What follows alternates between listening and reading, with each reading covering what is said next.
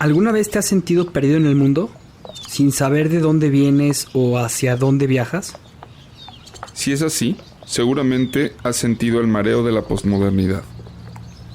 Una época confusa en que los valores y tradiciones del pasado se desintegran.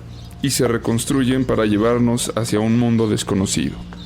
Yo soy Juan Pablo Elorriaga. Yo soy Javier Leuchter. En este podcast hablaremos de las preguntas que te haces todos los días. Acerca del mundo, la historia, las relaciones y sobre ti mismo. Esto es Náufragos. Una guía para el navegante posmoderno.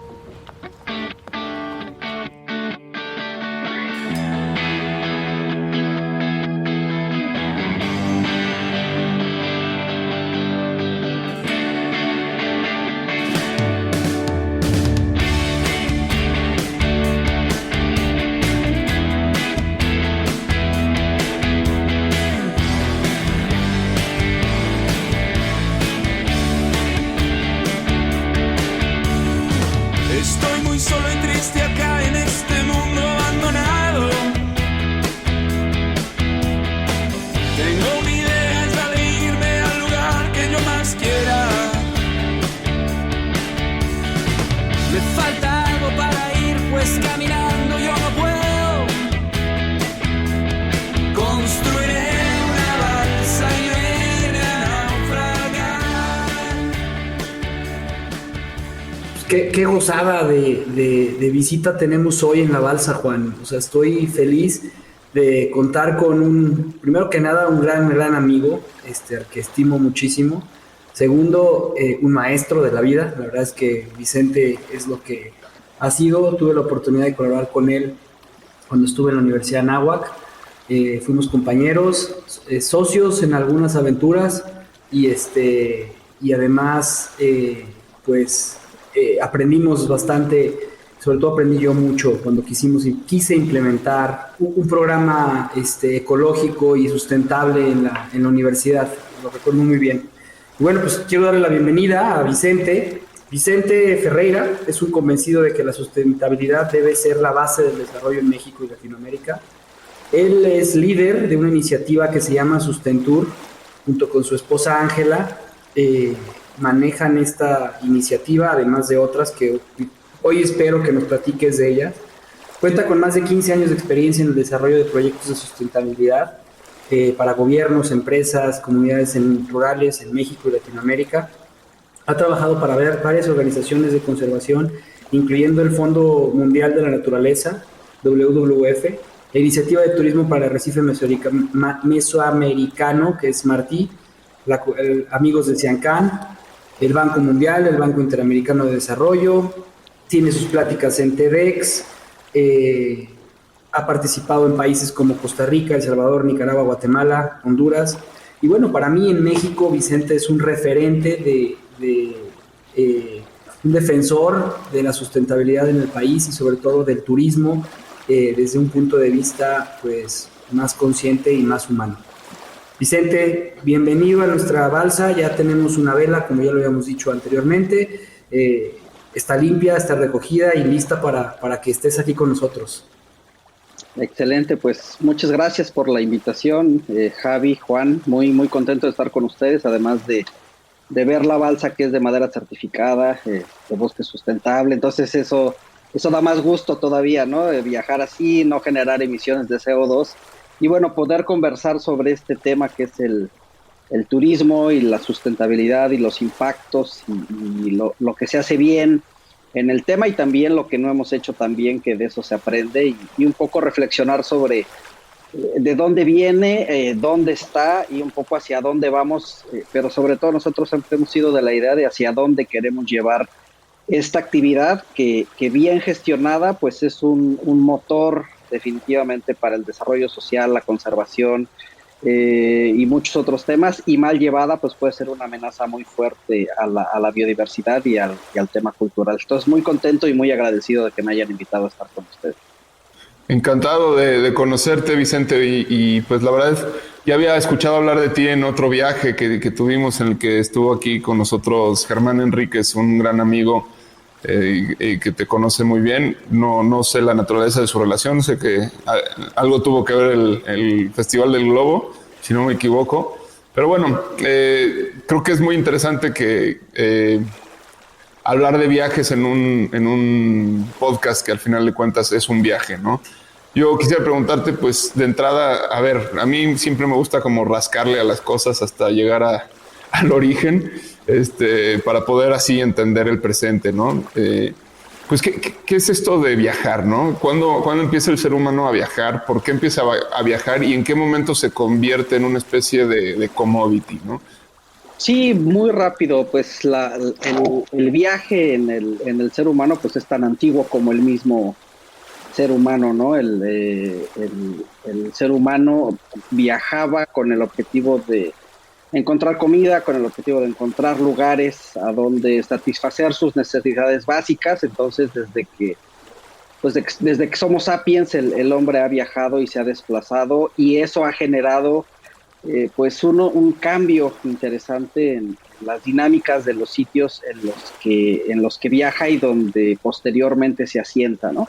Pero en realidad, cuando hablamos de turismo y cuando hablamos del viaje en la era moderna, probablemente la primera referencia a viajes, o una de las primeras, es cuando empieza cuando pasamos la revolución industrial, cuando se generan las máquinas de vapor, pues empieza a haber un movimiento mucho más fuerte y mucho más consciente de viaje, ¿no? Tal vez hay mucha discusión. Justo hace a lo mejor 3 o 4 meses teníamos una clase específicamente sobre el tema de cuándo empezó a viajar la gente, y hay mucha discusión de muchos autores, pero probablemente uno de los momentos en los cuales la gente empieza a viajar ya con un sentido como el que lo conocemos ahora es en el Gran Tour.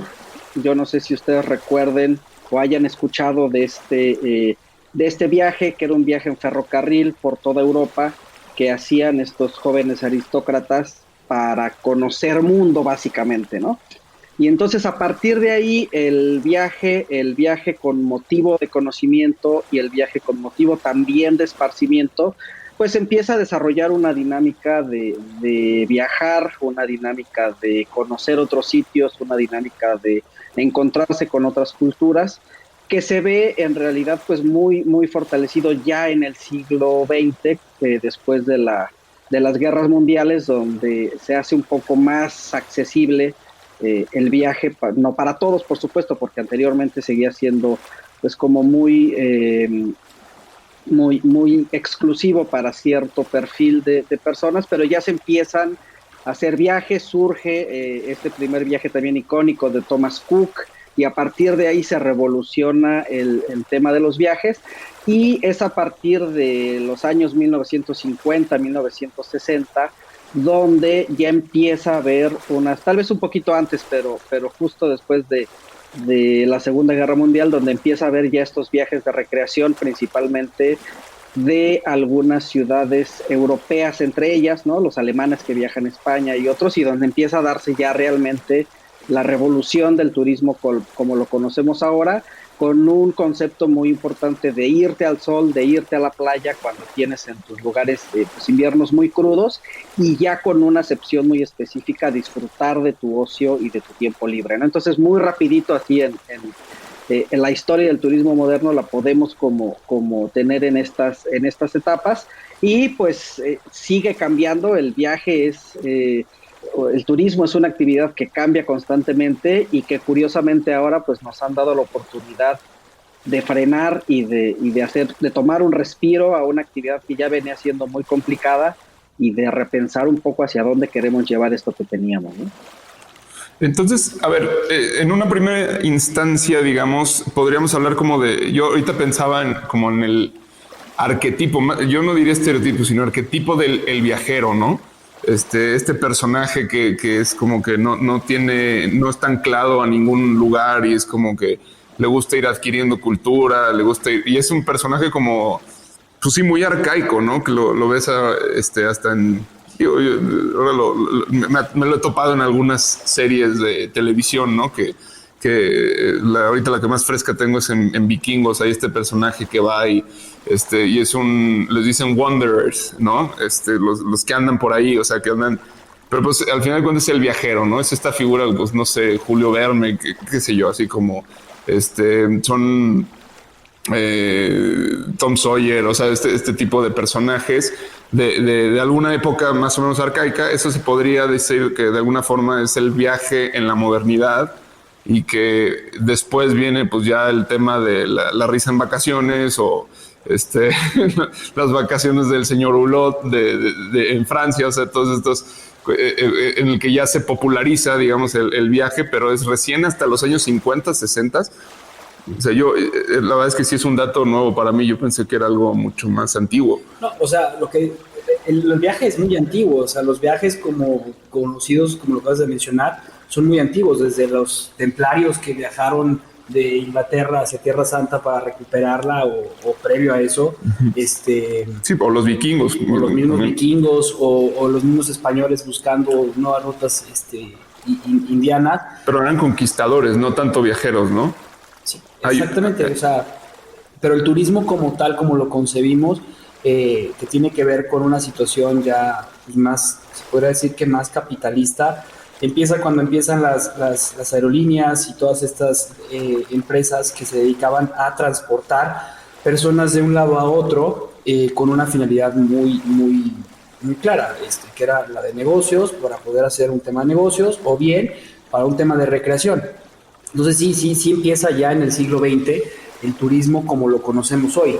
Previo a eso, pues sí existían las moradas donde recibían, pues, en España, con todo el tema del Camino de Santiago, todos estos hostales donde recibían a los peregrinos y eran de visita y eran recibidos con comida y nunca les faltaba nada. Claro, sí, pero todo ese tema. Tenían como una motivación extra, ¿no? Religiosa o política. Diferente al ocio, digamos, ¿no? Viajabas por por tema de guerra, o por tema de religión, o por tema incluso de cultura, pero no eran viajes donde el ocio estuviera involucrado. La verdad es que el derecho humano al disfrute, por ejemplo, del tiempo libre, ¿no? Y de las vacaciones es relativamente nuevo el concepto, ¿no? Y este concepto de turismo vinculado al disfrute del ocio, pues es más de la era moderna, de mediados del siglo XX para acá, ¿no?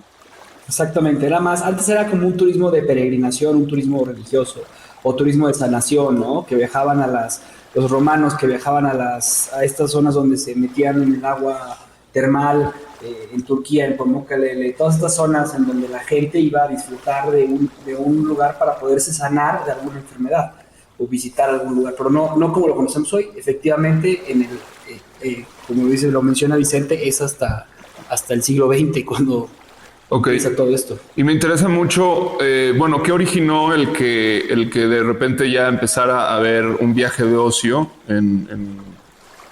pues ya es posmodernidad? Si hablamos de los años 50, 60, ya sería de alguna forma posmodernidad. ¿Y qué paradigmas ha cambiado? ¿Qué es lo que ha significado esto para el planeta y para las sociedades? Bueno, de principio el origen de este viaje posmoderno, podemos decirlo, tiene que ver justamente en el tema laboral y de vacaciones, ¿no? Va muy vinculado a las políticas de trabajo que te dan cierto tiempo libre para hacer actividades. Vuelvo al mismo tema, el nacimiento de la máquina de vapor y después el tema de la aviación ya comercial como las conocemos, pues ha hecho que el turismo se empiece a hacer pues mucho más accesible y mucho más comercial hacia ciertos sectores, ¿no? Sin duda alguna, esta actividad ha generado un cambio muy importante en los destinos donde se desarrolla. Muchos de los grandes destinos del Mediterráneo, tanto la costa azul francesa como las costas de España o las islas de España, y después algunos destinos en México y en otras partes del Caribe, pues han cambiado su fisonomía con tal de atender las necesidades de un grupo de personas que viajan, ¿no? Y un grupo de personas que además pues está buscando dónde hospedarse, que está buscando dónde hacer actividades turísticas, que está buscando aprovechar justamente esta oportunidad que tiene de disfrutar de su ocio a través de una actividad pues que le permite descansar, que le permite conocer, que le permite autorrealizarse, etcétera, ¿no? Entonces, es muy curioso porque el turismo genera impactos en los lugares donde se desarrolla, pero depende mucho el tipo de turismo, el impacto que se genera, ¿no? Por ejemplo, en ciudades grandes o en ciudades, las grandes capitales europeas y demás, no es hasta el 2010 que se empiezan a sentir realmente los impactos muy fuertes del turismo, cuando empieza a haber una masificación de la actividad turística, cuando empieza a haber los problemas de sobredensificación, la turismofobia, etcétera. Pero eso es una dinámica muy moderna y ahorita podemos entrar en el tema que es muy interesante, derivada de la sobrevisitación de las ciudades, ¿no? Pero las ciudades siempre han estado ahí, la gente va y visita esas ciudades y la gente pues va y hace peregrinación o va y visita los museos o va y visita las catedrales. En otro tema y otro tipo de turismo, que es el turismo más basado en sol y playa, donde sí hay una transformación más fuerte de los sitios donde se desarrolla, ¿no? Por ejemplo, en los grandes destinos de playa de México, hablemos de Cancún, que lo conocemos muy bien, pues en Cancún no había nada. Cancún nace de una política nacional por atraer turismo, porque el turismo era una actividad que atraía divisas, había en ese momento en el país crisis petrolera, había que diversificar los polos del país donde no había actividad productiva, por eso Cancún, Los Cabos y otros centros integralmente planeados. Y en estas ciudades que yo los podría llamar como las ciudades turísticas o las ciudades que nacen para satisfacer esta necesidad, sí hay una transformación pues, de cero a tener una infraestructura específicamente diseñada para turismo. Y es curioso porque en muchas ocasiones ha habido una discusión si esto fue bueno o no fue bueno, ¿no? Si era bueno tener como muy separado al turismo de la población local. En Cancún durante muchos años hemos empujado el tema de, bueno, pues es que necesitamos un destino donde se mezcle la gente local con los turistas, pero alguna vez hablando con una amiga de Barcelona nos decía, qué bueno que no se mezclan. O sea, en Barcelona estamos hartos que el turista te lo encuentres a 2 metros de tu casa cuando tú ni siquiera vives en una zona turística, ¿no? Entonces la dinámica de las diferentes modalidades del turismo. Y luego un tercero que podemos hablar, por ejemplo, del turismo en sitios naturales o en áreas naturales protegidas, pues también genera otro tipo de impactos, tanto positivos como negativos. Depende mucho de la visión que se tenga al desarrollar y sobre todo del tipo de perfil de turista que llega y de las actividades que se hacen en los destinos, ¿no? Pero definitivamente el viaje genera un impacto, el desarrollo del turismo genera un impacto en los sitios donde se implementa y pues eso es uno de los grandes temas que hay actualmente pues a discusión, ¿no? ¿Cómo le hacemos para minimizar este impacto o cómo podemos hacer para que este impacto se vuelva mucho más positivo a través del turismo? Yo creo que debe ser muy interesante lo que mencionas, Vicente, de ver cómo estará ahora Barcelona, que es una de las ciudades que pues más ha pujado por tener un control de la cantidad de turistas que llegan al año o diarios y de mantenerlo, ¿no? O sea, de una forma hasta pues, muy radical, de decir, pues nada más podemos aceptar cierta cantidad de personas en los hoteles con una capacidad no del 100%, sino del 80%, creo que es la más radical que hay, del 80% para cuidar nuestra ciudad, mantener a nuestra gente sin tanto estrés, etcétera, ¿no? O sea, yo creo que hoy en día con lo que ha pasado con el tema de la pandemia, pues pide y se te concederá, ¿no? O sea, ¿qué tanto ha afectado eso y qué tan este pensamiento tan radical que pasaba mucho en Cancún cuando me tocó la oportunidad de trabajar contigo, cuando hablabas con los hoteleros de la zona del centro que decían, es que ya estamos hartos del all inclusive, ¿no? ¿Por qué? Porque, y todos los restauranteros de la zona del centro de Cancún decían, es que no nos permiten acercarnos con el turista y que el turista conozca lo que es Cancún, una ciudad creada en 1960, totalmente posmoderna, totalmente creada desde una visión pues no prehispánica, una visión muy diferente. No nos permiten demostrar lo que es el mexicano del siglo XX, ¿no? Entonces es muy interesante. ¿Qué opinas de todo esto? Sí, sin duda veníamos, si ustedes analizan, por ejemplo, los estudios, las investigaciones y las notas que empiezan a surgir a partir del boom de dos fenómenos muy importantes. Uno, el tema de las plataformas colaborativas, específicamente Airbnb, y dos, el boom de los cruceros ofrecidos a ciudades turísticas grandes, Barcelona, Dubrovnik, muchas de las ciudades que hoy o que antes de COVID estaban sobreidentificadas. Empezamos a ver un fenómeno muy, muy extraño. Venecia, por ejemplo, que es un ícono de este tema. Empezamos a ver un fenómeno en el cual a partir de 2010, y hay un documental muy bueno que si no lo han visto les recomiendo que lo vean, que se llama Bye Bye Barcelona, habla un poco sobre esta situación, ¿no? Sobre cómo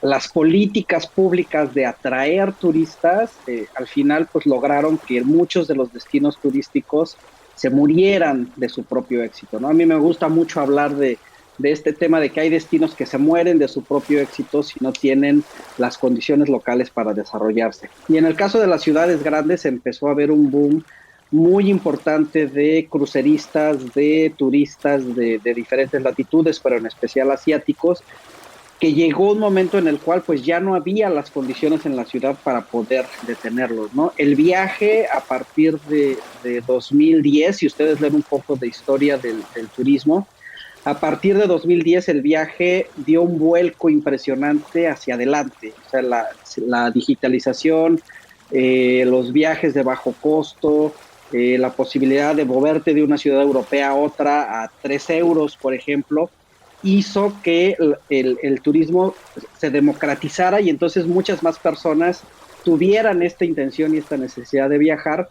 Y eso fue muy malo para los destinos, fue muy malo para estas grandes ciudades que muchas veces no estaban preparadas para esta dinámica, o que simplemente, pues, ¿quién no quiere ir a Venecia cuando va a Europa? ¿Quién no quiere ir a Barcelona? Los rebasó completamente este fenómeno del turismo, que además está empezando, o empezaba entre 2010 y 2020, digamos, este último decenio antes de COVID, empezaba ya a ser un turismo que había perdido un poco la filosofía por la cual uno viajaba, ¿no? Antes uno viajaba como en el Gran Tour, por cultivarse, por conocer otras culturas, por descansar, por llevar a la familia, por convivir, por ir a un evento deportivo, y pareciera que a partir de 2010 la gente viajaba por viajar. Ya no había esa intención de viajar con un sentido de conocer, sino era más, pues viajo para poderme sacar la selfie y tener que presumir. La foto es clave y es el fenómeno de lo posmoderno que nos encanta pensar aquí. O sea, que aquí hay varias cosas que suman a esto, pienso yo. Primero es obviamente, bueno, la sociedad del rendimiento, ¿no? Que hemos platicado, que es, pues estamos agotados de tanto trabajar y estresados, y requerimos primero que nada una salida, ¿no? Una válvula de escape, y el viaje pues es no solo el pretexto perfecto, pero se convierte como en el más alto de los commodities que te ofrecen esto. O sea, porque habrá quien vaya a clases de yoga, quien lee un libro, quien no sé qué, pero bueno, nada le gana a salir de viaje, ¿no? Y luego está la parte de la fotografía, ¿no? En la que te vuelves como que de alguna forma este descanso, pues ya ni siquiera es descanso, ya descubrir ya no es descubrir, o sea, se convierte como en una capa más de la sociedad del rendimiento, en la cual de alguna forma tienes que, estás obligado a ir a conocer estos lugares porque son evidencia del éxito de ti mismo, ¿no? Sí, y de repente los lugares también están obligados a adaptarse a estas circunstancias. A mí me tocó ver en algún momento cursos y talleres para hacer destinos instagrameables, ¿no? Entonces decías, a ver, Torabe, ¿dónde cabe el que tú diseñes tu destino turístico en función de dónde el turista puede sacarse las mejores fotos? Pues, o sea, no va por ahí el tema, ¿no? Claro está lo que hizo nuestro gran amigo Frank, que lo hizo con toda la intención de generar un lugar en el que pudiera la gente tomarse una foto de Cancún. Fue de los primeros lugares en el país en la que puso las letras en colores que luego se replicó por todo el país, ¿no? Las famosas letras de Cancún con colores. Fue Cancún el primero, si no me equivoco, el primer destino en México que puso esas letras. Y luego se replicó y se hizo en todos lados. Y entonces ahora vas a Sí, San Ititlán de las Manzanas, y está San Ititlán de las Manzanas, y te puedes tomar una foto con estas letras, ¿no? Sí. Y que quita la... O sea, a mí lo que me preocupa de todo esto es que le quita la capacidad creativa de los lugares de dar un atractivo que no tiene que ser una fotografía. O sea, hay lugares espectaculares que la simple gente que vive ahí es el atractivo cultural, ¿no? O sea, la comida es el atractivo cultural, la arquitectura del lugar es o la naturaleza, como lo acabas de mencionar. Y se nos olvida y lo hacemos todo instagrameable, y ahí es donde para mí es peligroso el tema del turismo. Yo no he dejado de pensar desde que empezaron a hablar de esto de Barcelona y bueno, de lo de Venecia. Me acuerdo mucho de una vez que viajé iba a Argentina, y agarré de estas revistas de Scala, y alguien había escrito un cuento que me pareció fascinante, ¿no? En el que se trataba de una persona que vivía dentro de un hotel. Y creo que era historia real, ¿no?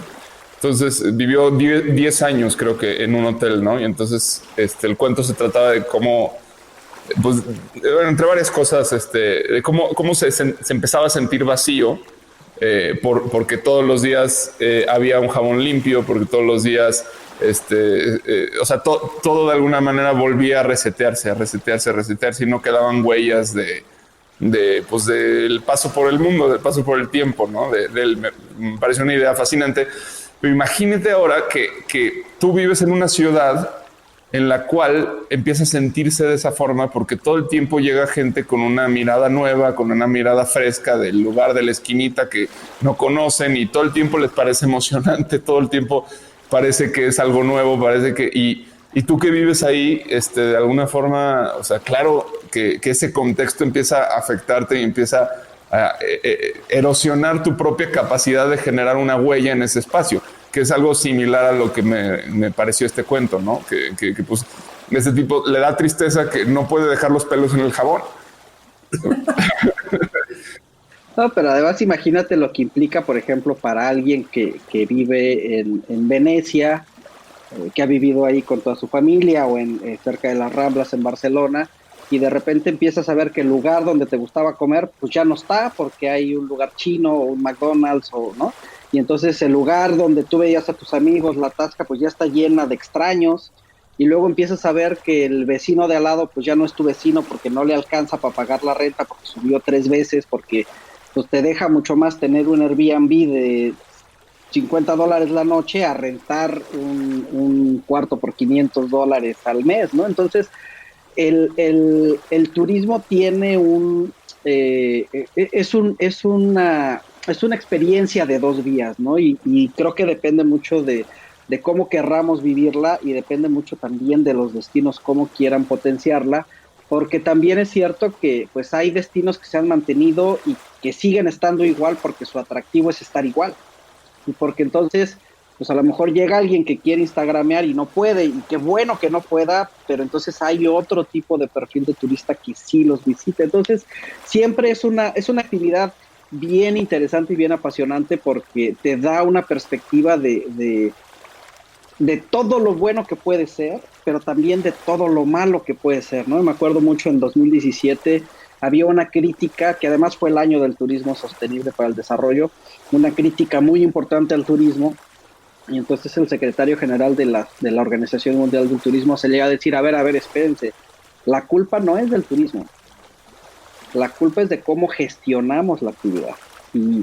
Y eso vino un poco a hacer una reflexión de, pues sí, cierto, o sea, el turismo no es bueno ni es malo, ¿no? Depende mucho la capacidad que tengamos nosotros para hacerlo de esa manera, y creo que eso también aplica a cuando uno viaja, ¿no? Cuando tú viajas, tú puedes hacer tu viaje lo más agradable para la comunidad, o lo puedes hacer lo menos agradable para la comunidad, y eso depende en muchas ocasiones pues de la forma en que viajamos y cómo generamos un viaje mucho más responsable cuando nos movemos, que son cosas que a veces no reflexionamos y que a veces yo les puedo preguntar si alguna vez se han puesto a pensar ustedes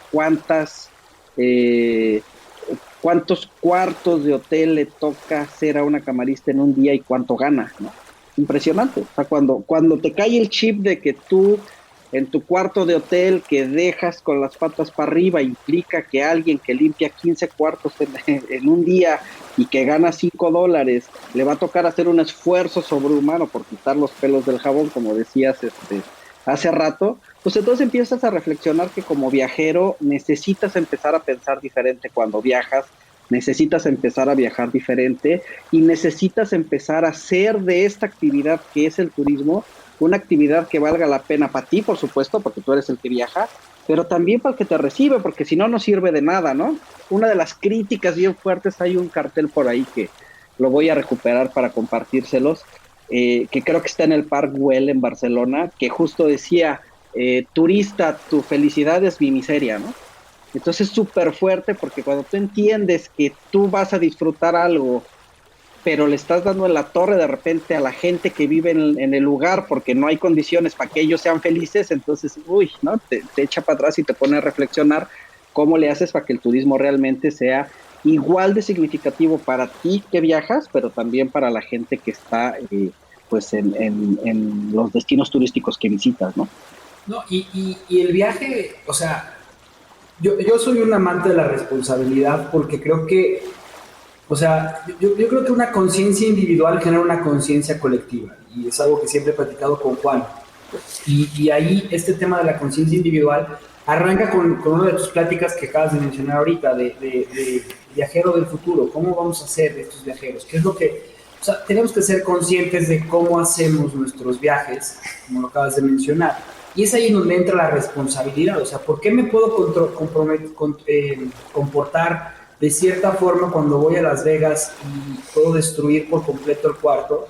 ¿Y por qué cuando lo hago en otro hotel no lo hago, ¿no? ¿O por qué me puedo comportar en Barcelona como un turista 1% fotográfico sin importarme si hay semáforos o no, y cuando no lo hago en mi país, no lo hago en mi ciudad? O sea, ¿hasta dónde llega esa responsabilidad como individuo de comportamiento? Y tiene que ver con tu educación, pero también tiene que ver con la responsabilidad de los hoteles y de los diseñadores de todas estas experiencias, de volverte a poner los pies sobre la tierra. Oye, aquí vive gente, aquí hay gente que vive de esto, sin caer en un tema mercantilista, pero sí con una cuestión de responsabilidad individual que se convierte en colectiva. O sea, al final de cuentas, no se trata nada más de hacer dinero, se trata de dejar una experiencia, como dijo Juan, de dejar una huella que no se erosione tan rápido, ¿no? Sí, sin duda, vuelvo a repetir, es algo que me gusta mucho plantear, es una actividad de dos vías, entonces tanta responsabilidad tienes tú cuando visitas como tanta responsabilidad tiene quien se dedica a gestionar el destino, ¿no? Pensemos en uno de los destinos icónicos de Quintana Roo, que ha tenido sus broncas muy fuertes, que es Holbox, ¿no? Holbox, por ejemplo, pues tú puedes ir a Holbox, salir de Cancún en la mañana, tomar el ferry a Holbox, estar en un club de playa de Holbox y regresarte en la tarde y pasar el día en la playa de Holbox. Si me lo dices a mí, yo digo, bueno, pues ¿qué caso tiene ir tan lejos a una playa, ¿no? Si voy a disfrutar del destino, si voy a quedarme, si voy a comer, si voy a ir a hacer los tours que venden, pues me quedo 2-3 días, genero derrama, voy a mi ritmo, no voy apresurado. Pero para ir a una playa, echarte 2 horas de camino, una media hora más de cruce, o sea, son 5 horas de viaje para estar en la playa, 3 horas para tomarte 2 cervezas y decir, ya estoy en Holbox, pues no tiene ningún caso, pues incluso es hasta ridículo. Claro, ya te tomaste la foto en las letras y ya dijiste que fuiste a Holbox, ¿no? Pero es un poco también empezar a educarnos, ¿no? A lo mejor te comiste una pizza ahí y dijiste ya. A lo mejor, ¿no? No sé, pero también son estos temas que de repente a nivel local deberíamos fortalecer más las capacidades de gestión de las autoridades, de los grupos y demás, para que ellos mismos puedan tomar sus decisiones. Con COVID pasó algo que creo que puede ser un precedente importante para el tema de turismo. Con COVID, muchas comunidades, entre ellas la de Holbox, por ejemplo, pero muchas otras, dijeron no queremos que entren turistas. O sea, primero es nuestra protección. Yo no quiero que venga alguien de fuera a contagiarme y que luego genere aquí un conflicto, porque aquí no hay centros de salud. Si nosotros tomáramos ese ejemplo para fortalecer a las comunidades locales y que las comunidades locales pudieran decidir qué tipo de turista quieren o no, qué tipo de turista puede entrar o no, y poner reglas más estrictas, porque en algunos casos hay que poner reglas mucho más estrictas, creo que podríamos avanzar hacia mejor gestión del turismo en nuestro país, y en especial en comunidades que pueden llegar a ser vulnerables al crecimiento masivo de la actividad, ¿no? No hablo de destinos tan grandes que a lo mejor están más preparados, aunque también tiene sus retos, pero luego hay comunidades donde, no sé, les pongo el caso de las Islas Marietas en Riviera Nayarit, ¿no? Llegaban 300 personas el fin de semana, y luego de una campaña de marketing espectacular, que fue la mejor campaña de marketing con esta foto de arriba de las Islas Marietas, pues llegaban 3,000 el fin de semana, se lo acabaron, ¿no? Entonces, ¿hasta dónde hay esta capacidad de poner límites y hasta dónde hay esta capacidad también de decir, bueno, vamos a recibir, pero vamos a recibir hasta donde no nos afecte después a nosotros como residentes o como usuarios de este lugar? Yo creo que, a ver, está demasiado interesante esto. Realmente son cosas que yo no había pensado como con esta precisión. De todas las cosas, me parece, o sea, sí, como el comportamiento, un mal comportamiento, obviamente serio, respetuoso, tirar basura, todas estas cosas obviamente son terribles, pero muchas veces siento que el turista no se da cuenta de cómo su manera de ver el mundo invade las realidades de otros, y esto me parece gravísimo. Es por ejemplo, o sea, si tú eres alguien religioso y estás rezando en una iglesia y llega un grupito de turistas y se pone a tomar fotos, se pone a... es lo mismo, nada más que es una falta de respeto más evidente quizás que la de los turistas quizás en las Ramblas, haciendo lo que sea, o estando en el antro de alguna forma. O sea, no permites que la gente lleve su vida. Y aquí la falta de respeto es que el turista, creo yo, o sea, es una cosa muy difícil pedirle a la gente que deje de vivir su realidad, porque va a entrar en otra realidad, pero es que debería ser de esa forma, ¿no? O sea, el turista debería adaptarse a la realidad que visita y no esperar que la realidad que está visitando se adapte a la suya, como es el caso de muchos gringos, o de muchos norteamericanos. La verdad es que por eso en muchas ciudades de México no los quieren, o los quieren por sus dólares, ¿no? Pero en Cancún creo que es particularmente un punto de choque de la cultura del mexicano y el estadounidense, porque en Cancún llegan igualmente muchos mexicanos que pues van con las mismas intenciones de descansar, desestresarse, pero de repente pues te toca que te pongan una música al lado que pues, no para nada representa o sea, que genera un comportamiento que rebasa tus valores, rebasa tu expectativa de descanso. O sea, y bueno, ese es conflicto entre turistas, pero imagínate cómo se sienten los locales, ¿no? No sé cómo podría haber una selección de turistas deseables e indeseables, y cómo se pasaría una prueba en ese caso, Vicente. Es que es bien interesante, porque justo hoy escuchaba una conferencia al respecto y decían, bueno, ¿qué tipo de turista recibes? Pues el tipo de turista con el que te promueves, ¿no?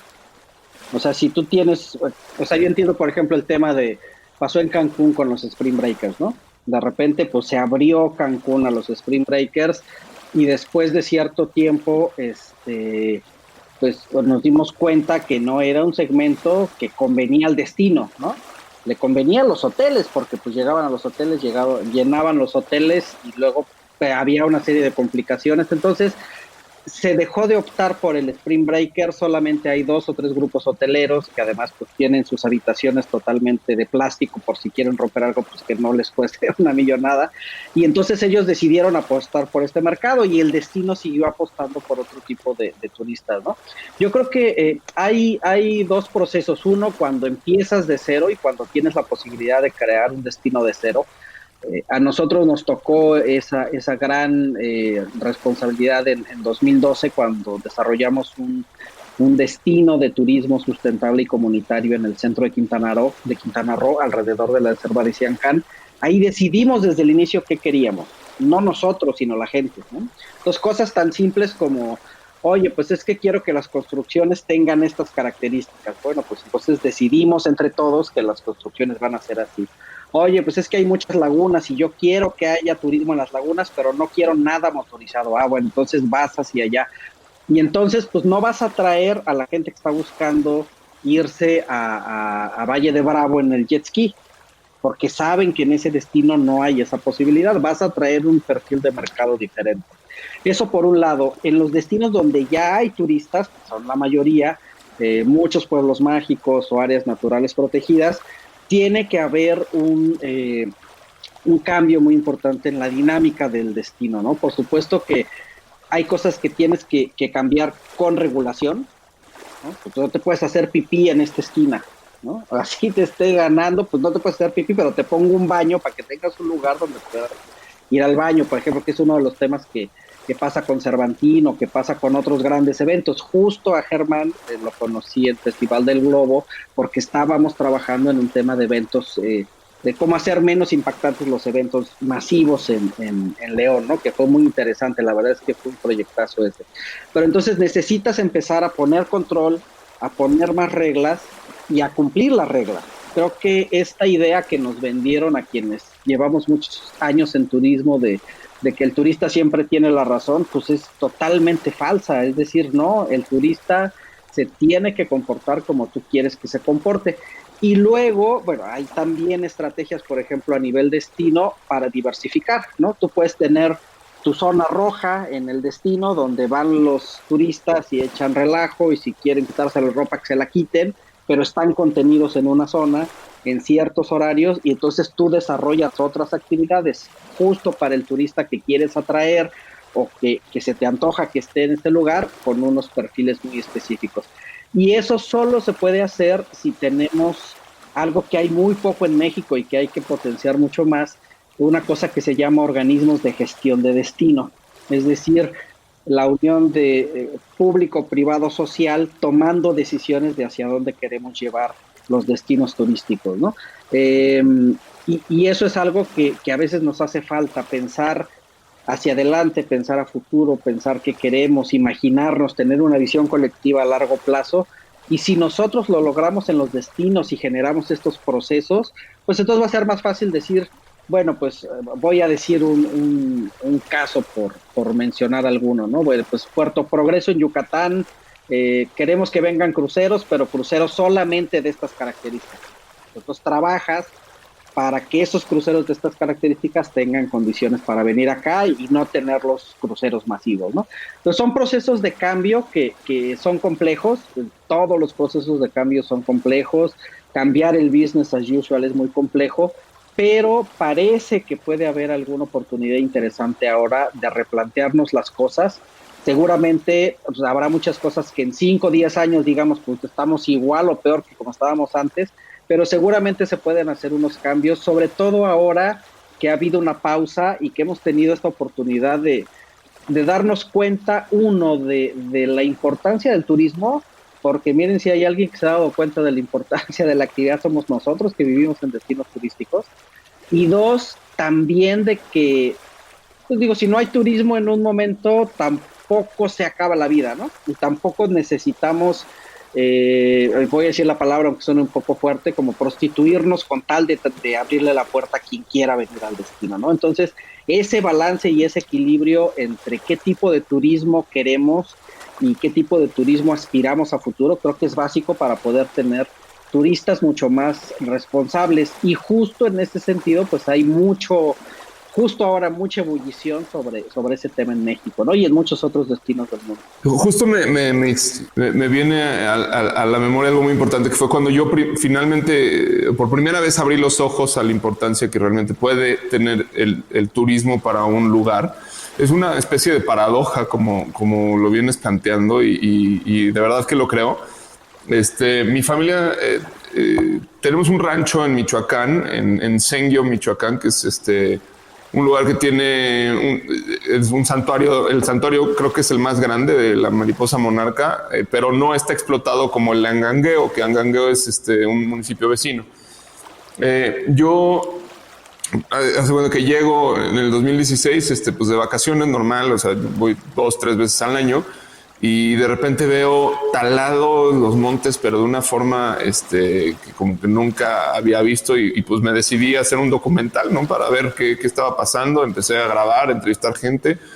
Total, pues me fui metiendo y bueno, salieron muchos temas, ¿no? Entre ellos, bueno, lo que ya es casi que pues el cuento de nunca acabar en México, que es, bueno, pues corrupción. Sí, corrupción, pero sobre todo pues delincuencia organizada y la imposibilidad de ciertos municipios de hacer algo al respecto por temas de corrupción. Pero bueno, indagando más a fondo, pues vi que realmente el problema central de esto no es tanto ese, sino que claro, que todos se van sumando, ¿no? Todos se van de alguna forma potenciando. Pero es que al final del día, en estas comunidades, pues con el crecimiento tan exponencial que han tenido las ciudades alrededor, las grandes urbes, llámese alrededor de ahí, por ejemplo, pues no sé, estará Morelia, pues bueno, sí, quizás no tan grandes, bueno, Querétaro, León, incluso la Ciudad de México, empieza a haber como esta necesidad de que todas las comunidades que normalmente pues, se sostenían de alguna forma pues con lo que generaban y medio con el intercambio y de alguna forma pues pobres, pero se sostenía, había un equilibrio, empieza a desequilibrarse la cosa, ¿no? Y empiezan a generarse más pues se les empiezan a tener necesidad de tener más ingresos monetarios, billete concretamente. Que no se traduce en otro tipo de bienes que antes pues era con lo que podían vivir. Entonces, ¿qué pasa? Que de repente pues llega alguien y pues te ofrece un dinero, lo que sea, a cambio de una hectárea de árboles de tu ejido, ¿no? Entonces, pues así se accede y pues se va acabando, digamos, con la flora, incluso con la fauna.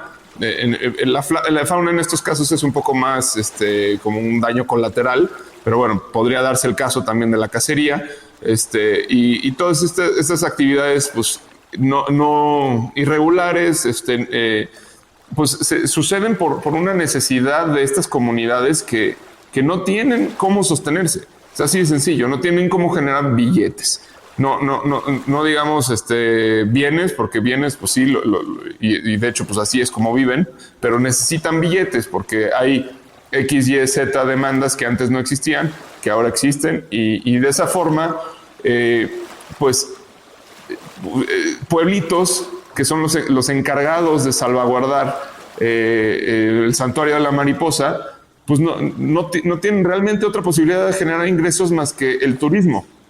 Y está tan mal visto de alguna forma o tan poco pensado, tan poco estructurado a nivel gobierno de estas municipalidades este asunto, que el poco turismo que hay no deja de rama y deteriora aún más, hace más difícil el problema. O sea, yo cuando fui, o las veces, yo odio ir a ver la mariposa monarca porque es impresionante. O sea, la gente no guarda silencio, no hace caso, no entienden que se les pide que hagan estas cosas, no porque, o sea, es porque es lo mismo, el mismo ejemplo que decíamos hace rato. Estás visitando un santuario de un animal que con el ruido se muere y estás ahí gritando, estás ahí sacando fotos, estás portándote mal. Bueno, para mí fue... Nada más el conducir ahí, ¿no? O sea, todo ese proceso mata a la mariposa. Para mí ha sido siempre una experiencia sumamente desagradable. El visitar el santuario, cada que voy al rancho y llevo visitas, quieren ir a verlas, yo siempre paso. O sea, digo, no, la verdad es que para qué, ¿no? No estás ayudando, nada más te va a dar tristeza. Pero por otro lado veo que eso es lo único que tienen realmente en estas comunidades para explotar y para generar una derrama económica que impida, por otro lado, que se talen esos árboles que también están acabando con la mariposa, ¿no? Entonces, creo que siento que estamos enfrentándonos a una especie de paradoja turística con este tipo de cuestiones. También, por ejemplo, otro tema que se me ocurre de ahí mismo es el tema del maíz, ¿no? En México tenemos como toda esta cuestión con el no querer los transgénicos, odiar el tema del maíz transgénico. Y bueno, también es una cosa a la que no le podemos sacar la vuelta, es una necesidad. No, o sea, el maíz criollo no va a alimentar a toda la población de mexicanos, a la población americana. Pero también es verdad que, bueno, hay un montón de tradición, hay un montón de cultura detrás del maíz criollo, hay un montón de familias que dependen de ese maíz, que si les cambias la semilla, pues van a tener que pagar una patente y con todas estas cuestiones. Esa es otra parte muy real en la cual yo también veo que el turismo está ausente. O sea, ¿qué pasaría si la gente que aprecia esto y que...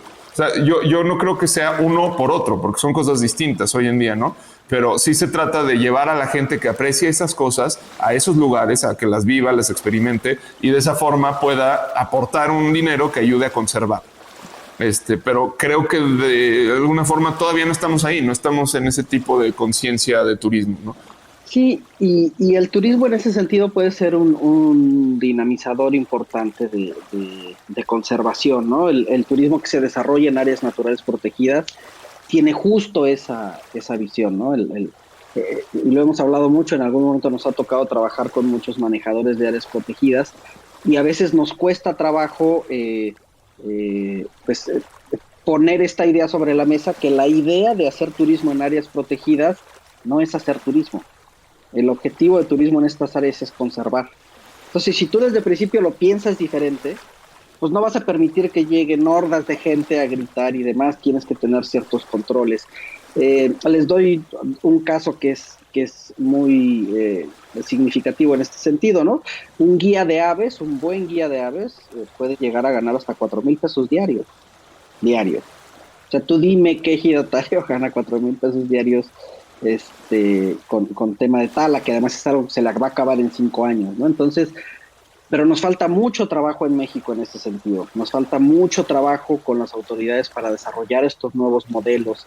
El mercado está ahí, o sea, nada más en Texas hay 45 millones de personas que les gusta observar aves, ¿no? Y en algún momento trabajábamos en Tabasco y les decíamos, tú tienes vuelo directo, ¿por qué no generas una estrategia de observadores de aves cuando tienes un vuelo directo? Porque la gente viene al petróleo y tienes un vuelo que va lleno todos los días. Nos hace falta mucho, y nos hace falta también mucho como país desarrollar políticas públicas y empujar un turismo diferente. Les doy un dato que a mí me encanta poner sobre la mesa. El 85% del turismo internacional que llega a México llega a 5 destinos: Cancún, Riviera Maya, Ciudad de México, Tijuana, Los Cabos y Riviera Nayarit. El 85% del turismo internacional. ¿Qué estamos haciendo? Pues estamos desaprovechando una oportunidad impresionante, estando en un país biodiverso, estando en un país con una cultura espectacular, y seguimos vendiendo sol y playa. Entonces es como, a ver, espérame, ¿en qué momento no estamos generando políticas públicas para eso? Porque, por supuesto, si llega un aguacatero que te ofrece comprarte tu predio y tú no tienes ninguna otra opción, pues es muy lógico que le vas a decir que sí, ¿no? Si tú tienes una estrategia, si tienes programas de ecoturismo, si tienes una red, como pasa en Oaxaca, como pasa en Sierra Gorda, en Querétaro, como pasa en los Tuxtlas, en Veracruz, o como pasa en la península de Yucatán, pues es mucho más difícil caer en estas tentaciones, ¿no? Pero no es un trabajo que solamente tenga que ver con la gente que tiene el recurso. Hay una serie de políticas públicas y de cosas en las que tenemos que avanzar, y una serie de cambios muy estructurales que tenemos que hacer en este país. Por supuesto, la inseguridad es una, la corrupción es otra, pero y bueno, pues hay que trabajar en eso, que a lo mejor no son cosas que le tocan a turismo, aunque sí lo afectan, pero nos hace falta voltear a ver la riqueza que tenemos y aprovechar la riqueza que tenemos. O sea, los turistas, hay un recorrido que es muy bonito aquí en la zona, que es ir a ver a los abuelos mayas a que te cuenten sus historias. Los turistas alemanes alucinan con eso, porque además les hablan en maya, conviven con ellos. O sea, de eso tenemos millones en el país y está bien desaprovechado, ¿no? Entonces, el turismo sí es un catalizador muy importante de conservación, de cambio y de desarrollo regional, pero pues tenemos que entrarle, porque si seguimos vendiendo los destinos tradicionales, pues no vamos a poder poner en la mente del turista internacional ese tema. Con el turista nacional hay otra dinámica, ¿no? Se hacen cerca, somos 120 y algo por ahí, o 130 millones de mexicanos. En México se generan cerca de 220 millones de viajes de mexicanos viajando en México. Es un chorro de gente que viaja pues al pueblito y aquí y allá, y a lo mejor cada fin de semana o cada que hay vacaciones. Y con el turismo nacional, el tema es al revés. Lo que nos está faltando es hacer consciente al turismo nacional de los sitios que está visitando. Porque la verdad es que, y eso se hace de dos maneras: uno, con educación, y dos, con reglas muy claras y con sanciones ejemplares, ¿no? El día que alguien meta al bote a una persona que mata a la mariposa monarca, que además es una especie en peligro de extinción y que además por ley lo pudieras meter al bote porque está atentando con la biodiversidad del país, en ese momento las cosas cambian. Y creo que necesitamos ser mucho más críticos en el sentido de, pues sí necesitamos sanciones mucho más ejemplares, porque no hay de otra, ¿no? La gente necesitamos entender que nuestras prácticas no están bien, pero no tan solo que no están bien, sino que en muchas ocasiones estamos pues haciendo delitos que ni siquiera sabemos, pero el hecho de no saber no implica que no sea responsable de lo que pasa, ¿no? Totalmente de acuerdo, Vicente. Y con todo este tema del COVID, los viajes van a cambiar, o sea, las medidas de seguridad van a ser mayores para proteger de cierta forma a la población que viaja y a la población a donde vas a llegar, ¿no? Porque esto es lo que ha hecho esta situación. Y con todo esto, la experiencia turística de los grandes hoteles y de la gran experiencia que tenías cuando llegabas a un lugar, pues cambia con ello. Y con esto es la gran oportunidad que tú mencionas, es la gran oportunidad como de implementar reglas, de educar, de hacer una conciencia de lo que está sucediendo, ¿no? O sea, yo leía hace poco que había un grupo de americanos que llegaban al hotel en México y que no se querían poner en la Ciudad de México, y no se querían poner el cubrebocas, ¿no? Y pues terminaron sacándolos a los clientes, ¿no? Y algo que era inimaginable en un hotel de 5 estrellas en la Ciudad de México, sacar a un cliente de otro país, pues aquí lo sacaron. ¿Por qué? Porque no se quiso poner el cubrebocas y no creía en la pandemia, ¿no? Entonces, pues, o sea, se presentan cosas positivas, pero no sé cómo ves tú todo este tema. Sí, yo creo que hay también quienes son muy escépticos al tema del cambio, ¿no? Hay quien dice, en 5 años vas a ver que vamos a estar igual, a la gente se le olvida, a la gente no interioriza estas cosas que suceden, ¿no? O sea, ahorita, por ejemplo, no quieres viajar en avión, pero te aseguro que cuando salga la vacuna, pues vamos a volver a tener un flujo de turistas impresionante por todos lados, ¿no? Entonces, hay quien piensa que no, y hay quien ya está tomando acciones. Por ejemplo, Ámsterdam, que es uno de los casos que a mí me gusta platicar mucho, están estableciendo políticas turísticas de marketing. Es decir, ya no están apostando a promoción para que el turista venga, están apostando a promoción para que el turista no venga, porque ya se dieron cuenta que no quieren regresar a lo que estaban haciendo antes. Y hay toda una teoría súper interesante. Estoy como muy metido en ese tema del tema del decrecimiento turístico, ¿no? ¿Cómo le hacemos? Claro, el COVID vino a decrecer todo completamente de una forma impresionante, pero ¿cómo le hacemos para regresar y no crecer tan a lo güey como crecíamos antes? ¿Cómo generamos que a lo mejor podamos llegar a tener el 70% de los turistas que teníamos antes, pero el valor agregado sea mucho mayor? Yo estoy convencido que la gente va a viajar diferente. Yo estoy convencido que hoy la gente está mucho más abierta a protocolos. O sea, la gente está cumpliendo el protocolo porque si no se muere, punto. O sea, o te pones la mascarilla pero entonces la gente está abierta a protocolos, y creo que es buen momento también para implementar estos protocolos de sustentabilidad, porque la gente está un poco abierta a decir, bueno, pues también me ayuda para cuidarme, vamos para allá. y se pueden sentar precedentes en ese sentido. La otra cosa interesante con COVID es que sí, la gente está apostando por ir a ciudades y a lugares menos concurridos, a ciudades y a lugares donde no vaya a estar masificado. Tal vez me quiera ir a un hotel a Cancún, pero pues no voy a querer estar 7 días, voy a estar tratando de salir a buscar qué hago los otros 2 o 3. Tal vez agarro mi coche si vivo cerca de algún sitio turístico y voy y manejo hasta allá. Y eso está abriendo una serie de posibilidades también para áreas naturales protegidas, para proyectos locales, para proyectos comunitarios, que hay que aprovechar de forma importante, ¿no? Y aprovechar siempre desde un sentido de está la oportunidad, está el mercado, cómo lo aprovechamos, pero también pues no volvernos locos y decir, pues ahora vamos a ir por todos los turistas porque tampoco se puede. Nosotros estamos trabajando con una red de 24 comunidades indígenas aquí en la península de Yucatán, que tienen una alianza que se llama la Alianza Peninsular de Turismo Comunitario, y justo les estamos ayudando a hacer su plan de marketing, ¿no? Para la recuperación post-COVID. Y una de las grandes discusiones, que además es muy profunda, porque generalmente cuando trabajas con comunidades hay discusiones y planteamientos muy profundos, es, bueno, ¿y qué pasa si yo ya no quiero que venga nadie? Pues si no quieres que venga nadie, también está bien, ¿no? O sea, de esto se trata, de respetar lo que quiera cada uno de ellos. Al final estamos trabajando en un proceso de recuperación paulatino, en un proceso de recuperación con estándares que sobre todo los protejan a ellos antes de que protejamos al turista, porque al final de cuentas, pues quien está más expuesto es quien recibe al visitante, y con un proceso de crecimiento paulatino que les permita sí recuperar poco a poco, pero sin volverse locos y también teniendo muy claro que tienen ciertas capacidades de carga, que tienen ciertas capacidades de atención y que no van a poder recibir pues a toda la gente que va a estar queriendo venir en estos momentos a sitios menos saturados, y que al final se conviertan en sitios saturados, pues vamos a llegar exactamente a lo mismo. Oye, Vicente, y tienes otro proyecto que está muy interesante, que es como el turismo del futuro. No sé, o sea, ¿qué han visto ahí ya para darle como cierre a este viaje de contexto, de historia y post-COVID en el turismo?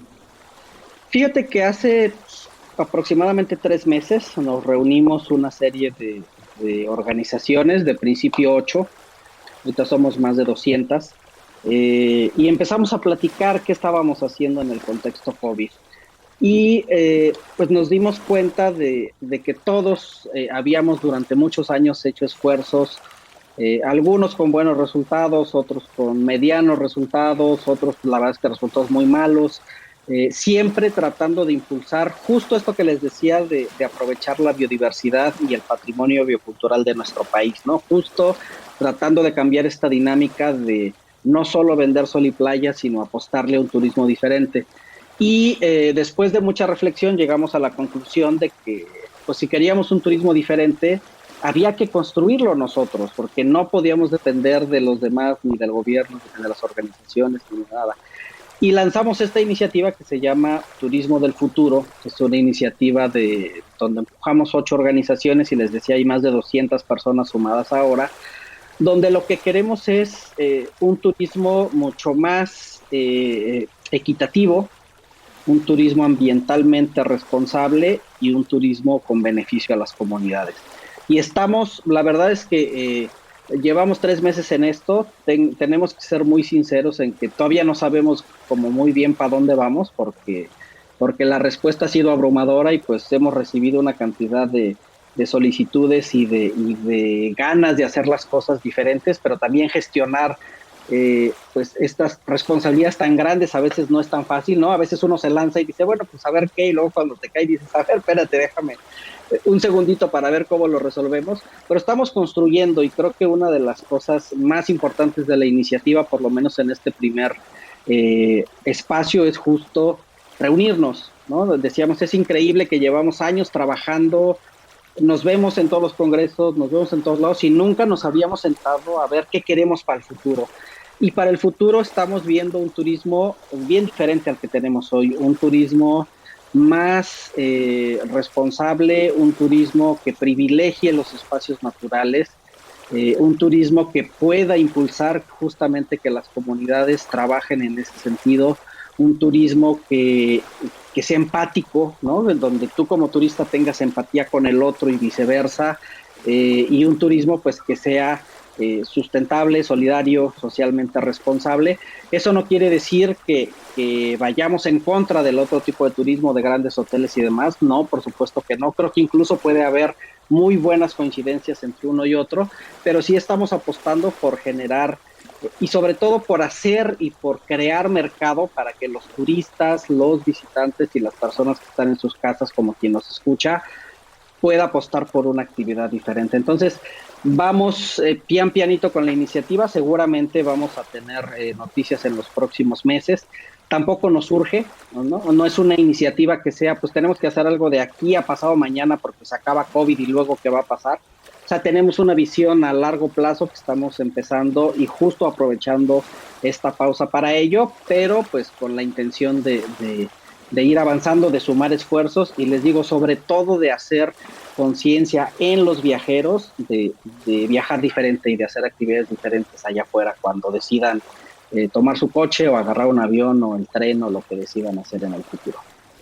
Padrísimo. Se llama la iniciativa se llama Turismo del Futuro, turismodelfuturo.org, ahí pueden encontrar toda la información. Perfecto. Yo me gustaría cerrar este viaje con una reflexión de lo que hablábamos, de una conciencia individual y una responsabilidad individual, de que los viajes van a continuar, van a seguir, van a ser una necesidad que tengamos que vivir como personas, pero que esa necesidad sea como lo que empezó el Gran Tour, ¿no? Es para cultivarnos, para entender, para comprender, para respetar los lugares a donde vamos y sobre todo para que siga siendo una extensión de lo que somos, ¿no? Y que sea una extensión positiva y no una extensión negativa de lo que somos. Yo con eso me quedo. Creo que el COVID nos ha frenado para replantear en este país qué es lo que queremos y qué es lo que buscamos de nuestro turismo, que no es nada despreciable. Casi el 10% del Producto Interno Bruto de nuestro país, el 6% de la población activa vive del turismo, es muchísimo. Entonces, pues tenemos que replantearnos las cosas y pensarlas desde una perspectiva de a largo plazo y no a 3 años, ¿no? Y pues bueno, con eso yo me quedo y muchísimas gracias, Vicente. No sé, Juan, ¿quieres decir algo? Sí, me quedo, bueno, lástima que ya llegamos a tu destino, Vicente, y tengas que bajarte, pero bueno, me quedo con una pregunta que voy a dejarla al aire.